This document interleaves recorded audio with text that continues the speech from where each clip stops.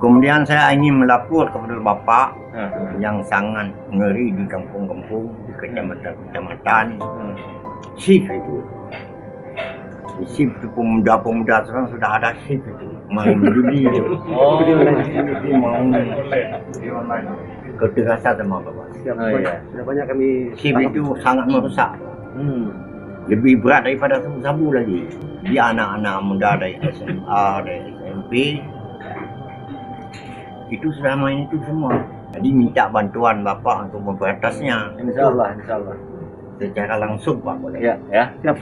Langsung tidak lagi. Jadi Bapak memang Kapolda kerusakan yang berat bagi generasi yang akan datang. Betul. Satu generasi rusak, rugi 25 tahun. Iya, betul. Insya Allah Pak, kita akan cari akar permasalahan, kemudian kita tindak lanjuti.